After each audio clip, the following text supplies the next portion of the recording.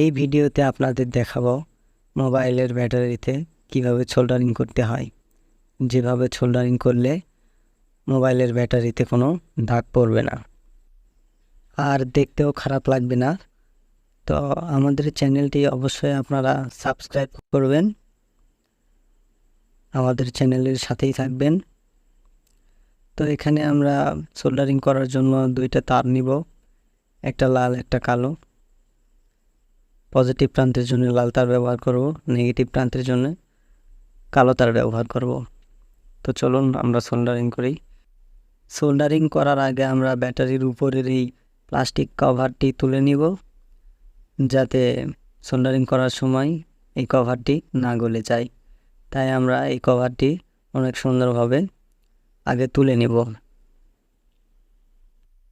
এটা একটু সাবধানে তুলতে হবে, লক্ষ্য করতে হবে যাতে পুরো সার্কিটটা না উঠে যায় ব্যাটারির।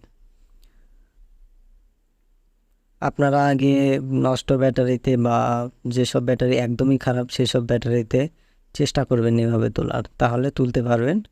পরবর্তীতে আপনারা এরকম দেখতে সুন্দর বা ভালো ব্যাটারিতে তুলবেন, দেখবেন হয়ে যাবে।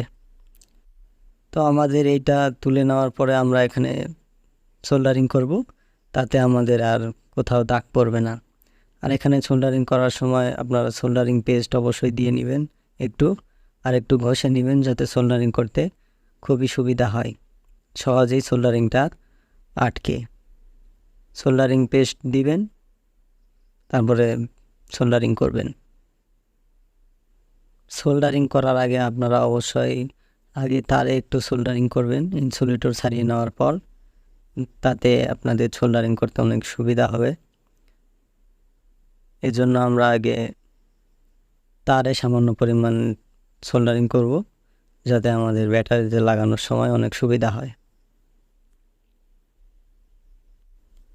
আমরা এখন তারে সোল্ডারিং করব। তারে সোল্ডারিং করা হয়ে গেলে তারপরে আমরা ব্যাটারিতে তারগুলো লাগাবো।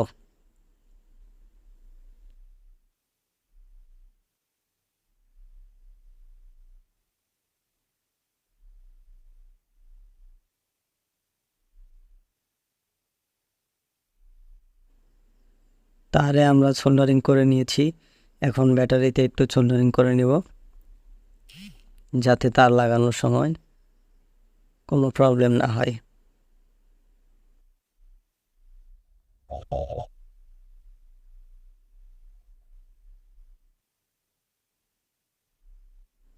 তো এখন আমরা তার লাগাবো, প্লাস যেদিকে থাকবে সেদিকে লাল তারটি লাগাবো, আর মাইনাস যেদিকে থাকবে সেদিকে কালো তারটি লাগাবো।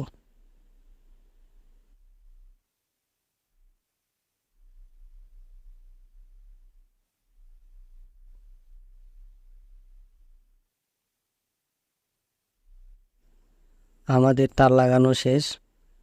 এখন আমরা ব্যাটারির উপর যে কভারটা তুলে ফেলছিলাম সে কভারটা লাগাবো, তাহলে একদম সঠিকভাবে হয়ে যাবে।